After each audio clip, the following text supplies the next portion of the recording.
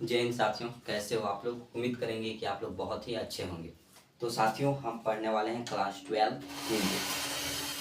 आप लोग देख सकते हैं क्लास 12 है साथियों, हिंदी है। चैप्टर नंबर हमारा 4 है। चैप्टर 4 अर्धनारीश्वर, जिनका लेखक है रामधारी सिंह दिनकर। और यह साथियों निबंध है। क्या है यह? एक निबंध है। आपसे यह भी पूछा जाएगा कि अर्धनारीश्वर कौन सी विधा है, कहानी है, निबंध है, आत्मकथा है या डायरी है। तो साथियों आपको मार देना है निबंध है, ठीक है। इसके पहले क्लास में हमने पढ़ा जूठन, जो कि ओम प्रकाश वाल्मीकि का है, आत्मकथा। और ये पढ़ने वाले हैं अर्धनारीश्वर रामधारी सिंह दिनकर का निबंध, ठीक है। तो सेशन अच्छा लगे साथियों तो आप लोग सेशन को जरूर लाइक करें, सेशन को लाइक करें और सभी बच्चे चैनल को सब्सक्राइब कर देंगे और साथ ही साथ बेल आइकन को ऑल पे सेट रखेंगे ताकि जब भी वीडियो अपलोड करें उसका नोटिफिकेशन मिल सके। और अपने दोस्तों के पास साथियों शेयर कर देंगे, क्योंकि ऐसे जो हम पढ़ाने वाले हैं ये निबंध, जो कि आपको एक बार में पूरा का पूरा समझ में आ जाएगा और एक भी प्रश्न इस चैप्टर से नहीं छूटेगा। अगर जूठन चैप्टर को नहीं पढ़ें तो पहले आप पढ़ लीजिए, उसका लिंक जो है डिस्क्रिप्शन में डाल देंगे, ठीक है। आप उस जूठन चैप्टर का भी वीडियो पढ़ लीजिएगा। ऐसे चैनल पर जाइएगा तो आपको मिल जाएगा और कल ही का है वीडियो, आप पढ़ लीजिएगा, ठीक है।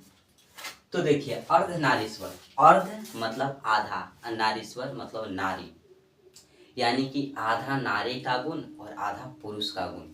जैसे आप देख सकते हैं भगवान शिव, भगवान शिव को देखेंगे कि आधा नारी और आधा पुरुष का गुण है, यानी कि दोनों का कल्पित रूप है।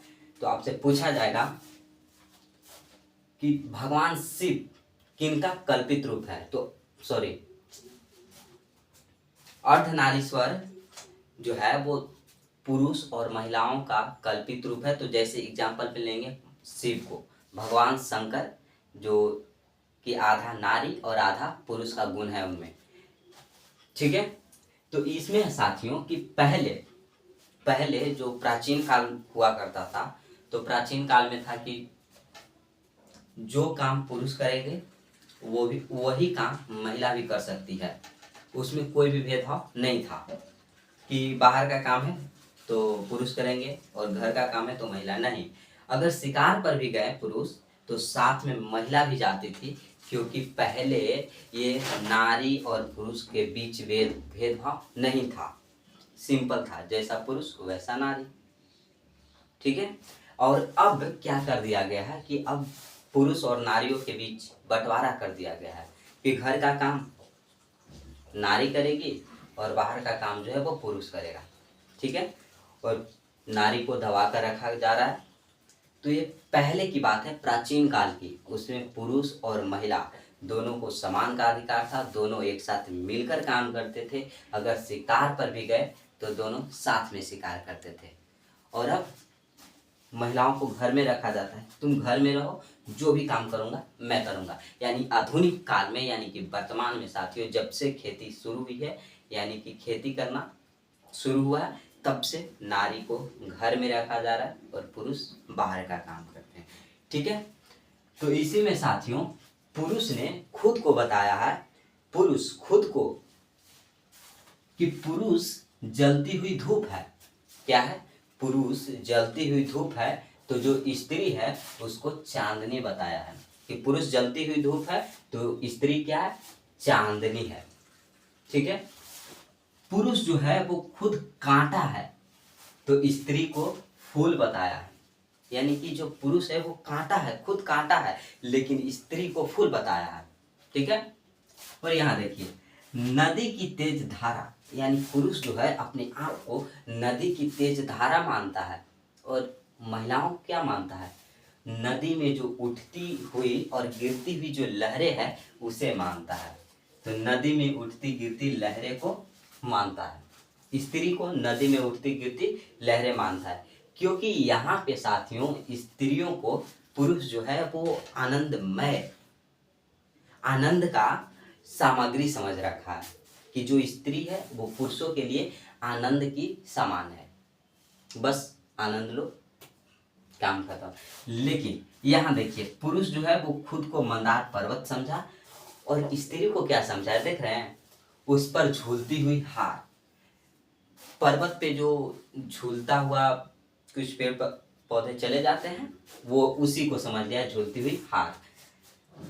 और पुरुष जो है अपने आप को राजा समझा है जो कि शासन करेगा, और रानी स्त्री को समझ रखा है, स्त्री को रानी समझ रखा है, सिर्फ तुम अपने राजगद्दी पर बैठोगी, आनंद का सामान हो, ठीक है। और पुरुष खुद राजा, जो भी करेंगे हम करेंगे, शासन करेंगे, प्रशासन करेंगे, जो करेंगे वो पुरुष करेंगे, यानी राजा करेंगे।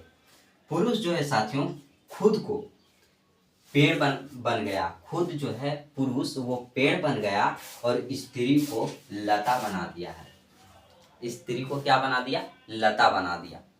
यानी कि जो पुरुष है वो खुद तो पेड़ है और स्त्री क्या है, लता है। तो यहाँ से आपसे ऑब्जेक्टिव पूछे जाते हैं। ऑब्जेक्टिव आपसे पूछा जाएगा कि जब पुरुष जलती हुई धूप है तो स्त्री को क्या बताया गया है, तो चांदनी बताया गया है। क्लियर है, चांदनी बताया गया है। पुरुष खुद कांटा है तो स्त्री क्या है, स्त्री फूल है। यानी कि स्त्री को कुछ होना नहीं चाहिए, अगर पुरुष को कुछ हो भी जाए तो कोई दिक्कत नहीं है, स्त्री को कुछ नहीं होना चाहिए।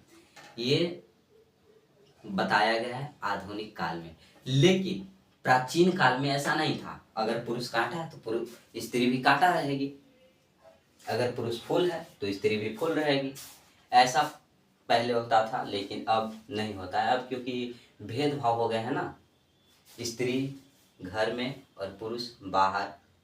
अगर स्त्री बाहर निकलती भी है तो कुछ न कुछ सुना दिया जाता है, लेकिन पुरुषों में ऐसा नहीं है। पुरुष कहीं भी जाए उस पर कोई दबाव नहीं दिया जाएगा, क्योंकि वो पुरुष है। यही तो बंटवारा कर दिया गया, जब से खेती आया तब से बंटवारा हो गया है, ठीक है।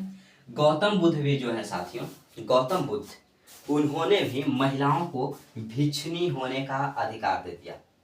क्या होने का अधिकार दिए हैं, भिक्षुणी होने के लिए, कि महिलाओं जो है वो भिक्षुणी है, महिलाओं क्या है, भिक्षुणी है। और यहीं से साथियों गौतम बुद्ध ने महिलाओं को भिक्षुणी बनने का अधिकार दिया। और महात्मा बुद्ध फिर कहते हैं अपने शिष्य आनंद से, उनका शिष्य था आनंद। आपसे पूछा जा सकता है कि गौतम बुद्ध जो है, गौतम बुद्ध, इनका शिष्य का नाम क्या था, आनंद था। आनंद ये नहीं कि आनंद ले रहे हैं, नहीं, आनंद नाम था, ठीक है, आनंद था साथियों। एक दिन कहें महात्मा बुद्ध आनंद से, एक दिन कहें कि मैंने जो धर्म चलाया था वो 5000 वर्ष तक चलता। कितने हजार वर्ष,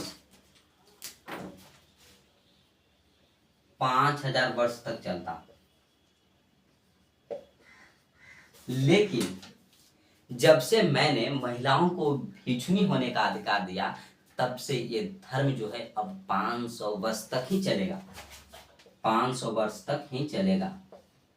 समझ में आया?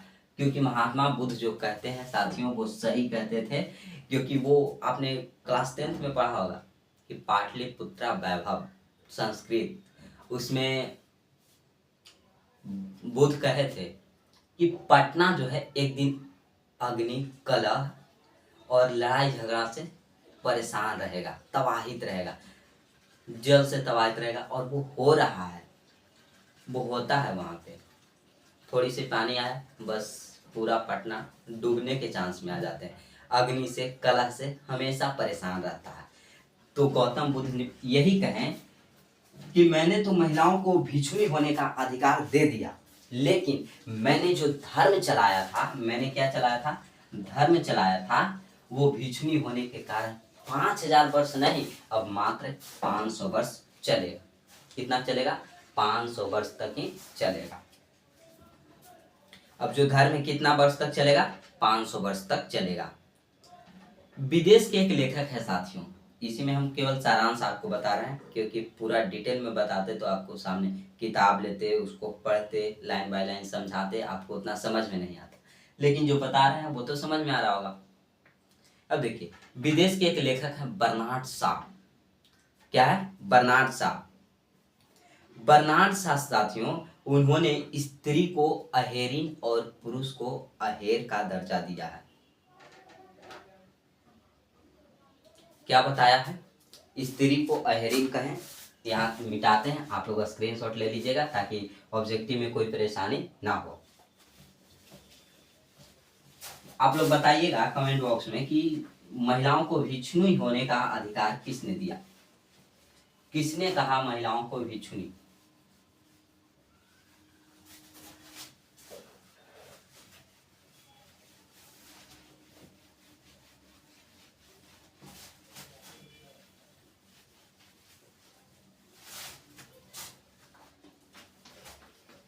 एक हैं विदेश के हैं लेखक बर्नार्ड शॉ। बर्नार्ड शॉ, इन्होंने साथियों पुरुष को क्या कहा है? अहेर कहा। अहेर, और जो स्त्री है उसको अहेरिन कहे हैं। अहेरिन, अहेरिन का अर्थ होता है, आप जानते हैं, अहेरिन का अर्थ होता है नागिन और जादूगरनी। नागिन एंड क्या? जादूगरनी। यानी कि बर्नार्ड शॉ ने भी यही कहा, बर्नार्ड शॉ यही कहें कि जो स्त्री है वो एक नागिन है और वो एक जादूगरनी है, लेकिन जो पुरुष अहेर है यह क्या है? यह शिकार है, शिकारी है, शिकारी है। पुरुष को शिकारी बताए हैं और स्त्री को नागिन और जादूगरनी बताए हैं। यहाँ पे भी भेदभाव किया जा रहा है। अब देखिएगा, अब है साथियों, अब कुछ लोग ऐसा कहे हैं, और बर्नार्ड शॉ ने यही कहा कि जो अहेर है ना, अहेर यानी कि जो पुरुष हैं, इनको अहेरनी से बच के रहना है। क्या रहना? बच के रहना है, क्योंकि तुम तो शिकारी हो ना। ये नागिन है, नागिन, ये नागिन है, और ये क्या है? जादूगरनी है। इसको से बच के रहना है अहेर को, ऐसा बताया गया है। बताइए क्या है? कबीर अब कहते हैं, कबीर कहते हैं साथियों कि नारी अवगुणों की खान है और महाविकार है। कबीर जो कि एक महान कवि हैं, उन्होंने क्या कह दिया? कबीर, जो स्त्री है वो अवगुणों की खान है, अवगुणों की खान है और महाविकार है, एंड महाविकार। आपसे क्वेश्चन पूछा जाएगा, किसने कहा कि नारी अवगुणों की खान है? कौन कहे कि जो नारी है वो अवगुणों की खान है? गौतम बुद्ध, बर्नार्ड शॉ, कबीर या प्रेमचंद? तो मार देना, कबीर ने कहा है कि नारी जो है वो अवगुणों की क्या है? खान है या महाविकार है। क्लियर है? यहाँ तक, यहाँ तक क्लियर होना चाहिए। अब देखिएगा, अब आगे कहते हैं प्रेमचंद। प्रेमचंद की जो बात है ना, आप सुनकर आपको हंसी आएगी कि ऐसा क्यों कहें। पहले के जो लेखक थे वो ऐसे नारियों के बारे में ऐसे ऐसे बात कहाँ से लाएं और ऐसा ऐसा बात सोचते कहाँ से थे। प्रेमचंद कहे हैं कि अगर पुरुष में नारी की गुण आती है तो वो देवता बन जाता है। बताइए, इसे मिटाकर लिखेंगे प्रेमचंद के बारे में। ये साथियों ये इम्पोर्टेंट है प्रेमचंद की, ये तो पूछे जाएंगे, आप याद रखिएगा, ऑब्जेक्टिव में जरूर आएंगे। प्रेमचंद ने क्या कहा है? प्रेमचंद कहे साथियों कि जो पुरुष है, पुरुष में अगर स्त्री का गुण आता है, अगर स्त्री का जो गुण है वो आता है, गुण आता है, तो वह क्या बन जाएगा? पुरुष जो है यह देवता बन जाता है। क्या बनता है? पुरुष में अगर स्त्री का गुण आ जाए तो वो देवता बनता है। क्या बनता है? देवता। लेकिन स्त्री में अगर वही पुरुष का गुण आ जाए तो क्या बनता है? जानते हैं? राक्षसी बन जाती है। क्या हो गया कि अरे पुरुष में जब स्त्री का गुण आ जाए तो वो देवता बनता है, लेकिन यहीं से लिखेंगे कि स्त्री में जब पुरुष का गुण आता है तो वह क्या बनती है, राक्षसी बन रही है। तो देखिएगा, आप बताइएगा कि यहाँ पुरुष की गलती है या नारी की गलती है।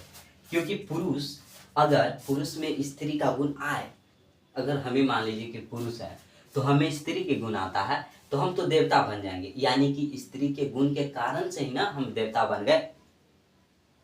हम अगर सोचने की बात है आपको कि अगर कोई भी पुरुष है, ये पुरुष है, मान लीजिए गोलू है, ये भोलू है, भोलू ये तो पुरुष है, इसमें अगर स्त्री का गुण आ गया, स्त्री का जो गुण है वो इसमें आ रहा है, तो ये क्या बन गया, ये भोलू देवता बन गया। यानी कि पहले से ये राक्षस था और स्त्री का गुण आया, बस देवता बन गया। लेकिन ये स्त्री है, ये क्या है, ये स्त्री है, इसका नाम क्या रख दें, मीठी रख देते हैं, मीठी, मीठा मीठा, मीठी है। तो देखो, ये तो मीठी है साथियों, ये स्त्री है, ये स्त्री है। अगर इसमें पुरुष का गुण आता है, पुरुष का गुण आ जाता है, तो यह राक्षसी बनती है। यानी कि पुरुष का गुण आने से यह राक्षसी बनती है, यहाँ की पुरुष गलत है, और स्त्री का गुण आने से देवता बनता है। तो क्यों यार ऐसा भेदभाव क्यों किया तू लोगों ने, ऐसा नहीं करना चाहिए था। और ये प्रेमचंद ने कहे हैं, तो प्रेमचंद हम क्या इनका गलती काटे, ये तो महिलाओं को दबाने की कोशिश कर रहे हैं। लेकिन ये जो लाइन लिखे हैं ना, उसे आप पढ़िएगा तो अर्थ अच्छे से समझ में आएगा। उन्होंने कहे कि पुरुष में अगर स्त्री का गुण आता है तो वो देवता बनता है, लेकिन स्त्री में वही पुरुष का गुण आ जाए तो वो क्या बनती है, राक्षसी बनती है। यानी पुरुष गलत है और स्त्री सही है। तो क्यों बंटवारा किया था। अब आगे कहते हैं, देखिएगा, जयशंकर प्रसाद अपने कामायनी में, जो कि जयशंकर प्रसाद की सबसे महत्वपूर्ण रचना है कामायनी, ये ऑब्जेक्टिव पूछे जाते हैं क्योंकि ये पढ़ना है जयशंकर प्रसाद की कहानी को, ठीक है।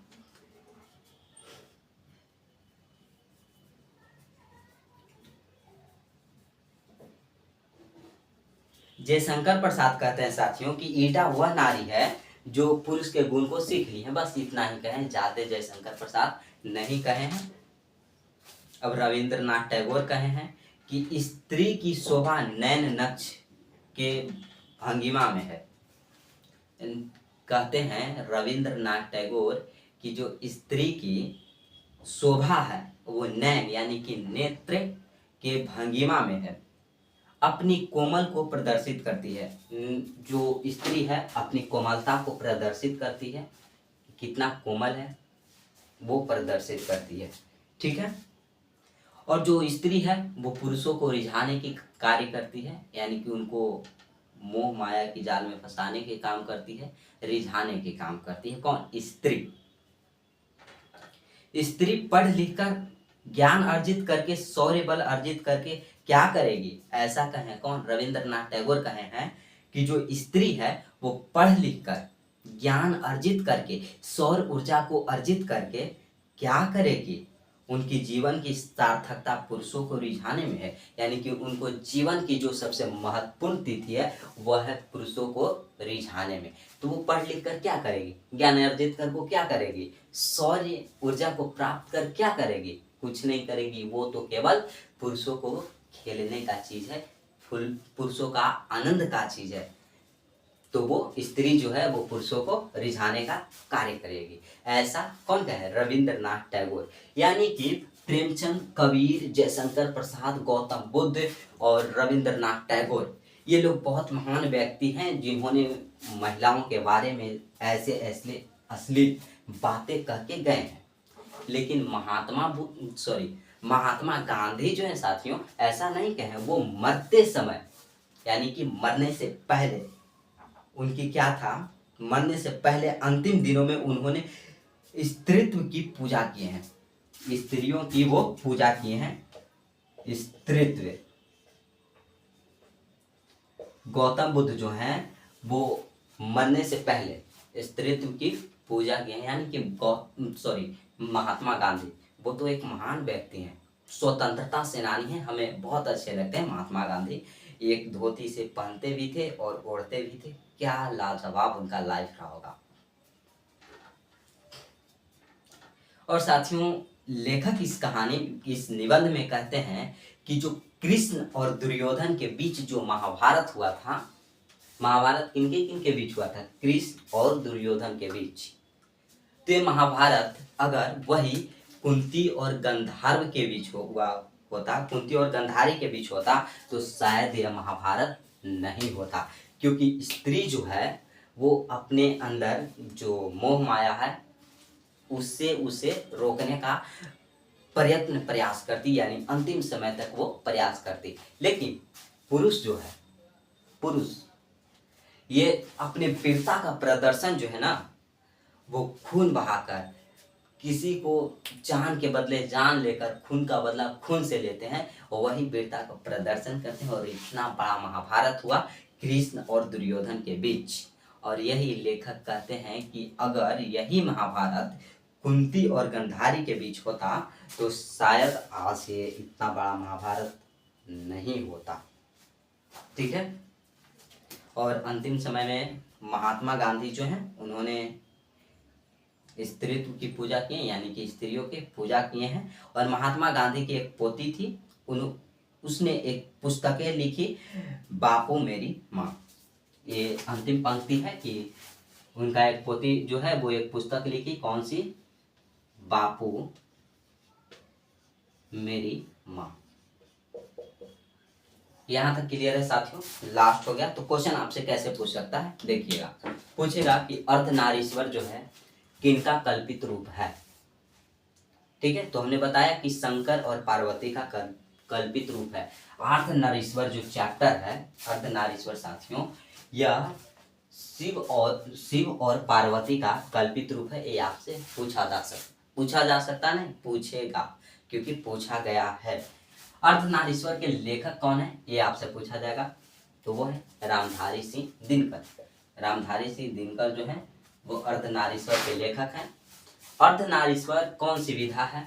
4 ऑप्शन देंगे, निबंध, डायरी, आत्मकथा या कहानी। तो आपको मार देना है निबंध में। ठीक है। और पूछा जाएगा आपसे, किसने कहा कि अगर पुरुष में स्त्री का गुण आता है तो पुरुष देवता बन जाता है, लेकिन वही स्त्री में पुरुष का गुण आ जाए तो स्त्री राक्षसी बन जाती है? किसने कहा? ऑप्शन देगा रविंद्रनाथ टैगोर, कबीर, प्रेमचंद और एक गौतम बुद्ध दे दे। तो देखिए, ये कहने वाले व्यक्ति हैं प्रेमचंद, जिसने कहे कि पुरुष में अगर स्त्री का गुण आता है तो वो देवता बनता है। अगर ऐसा कर दिए होते कि पुरुष में अगर स्त्री का गुण आता है तो वो राक्षस बनता है, ऐसा कह दिए होते तो इनका जो बात था वो भी सही होता। और जब स्त्री में पुरुष का गुण आता है तो वो राक्षसी बनती है, यहाँ पे देवता बोल दिए होते तो यहाँ पे कहने के लिए भी होता कि देखा, पुरुष जब किसी में गया पुरुष का गुण तो वो देवता बन गया, देवता का रूप धारण। लेकिन कहाँ स्त्री का गुण आया तो देवता बने, यानी स्त्री यहाँ महान है। और ये जो है साथियों, ये आधुनिक काल में ऐसे ऐसे बंटवारा किए गए हैं। प्राचीन काल में ऐसा नहीं था, क्योंकि प्राचीन काल में जब पुरुष आदिवासी थे, आदि मानव थे, तो जो भी काम करने जाते थे स्त्री और पुरुष साथ में जाते थे। लेकिन यहाँ क्या है? तो यहाँ तक क्लियर हो गया साथियों। बापू मेरी माँ किसका लेखक है, कौन लिखे हैं? तो ये लिखने वाले व्यक्ति हैं बापू की पोती, जो कि बापू ने अंतिम समय में किनकी पूजा की है? तो उन्होंने स्त्रीत्व के पूजा किए हैं। क्लियर है? तो आज हम यहीं तक रखते हैं साथियों। अगर सेशन अच्छा लगा हो तो सभी बच्चे लाइक करें, सेशन को साथियों लाइक कर देंगे, चैनल को हो सके तो सब्सक्राइब आप लोग करेंगे, और साथ ही साथ बेल आइकन को ऑल पे सेट करेंगे, ताकि जब भी वीडियो अपलोड करें उसका नोटिफिकेशन मिल सके। अपने दोस्तों के पास आप लोग शेयर जरूर करेंगे। कमेंट बॉक्स में साथियों आप लोग जरूर कमेंट करेंगे कि आप लोगों को ये सेशन कैसा लगा और ये कंटेंट कैसा रहता है। ठीक है, ऑब्जेक्टिव अगर आप लोग देखना चाहते हैं तो जरूर कमेंट करें, क्योंकि ऑब्जेक्टिव का क्लास जो है वो लाइव क्लास आपका होगा। ये तो वीडियो रिकॉर्डेड है, लेकिन ऑब्जेक्टिव लाइव में लेकर के आएंगे ताकि पूरे के पूरे निचोड़ बता सके। अगर 50 प्रश्न लेकर के आते हैं, एक चैप्टर से अगर आपको 20 प्रश्न लाते हैं तो कम से कम 50 प्रश्न की खात्मा ऑब्जेक्टिव या सब्जेक्टिव हो आपसे नहीं छूटने वाला है। ठीक है, तो आज यहीं तक रखते हैं। अगर सेशन अच्छा लगे तो जरूर लाइक करें, अपने दोस्तों के पास शेयर भी जरूर कर देंगे। ठीक है साथियों।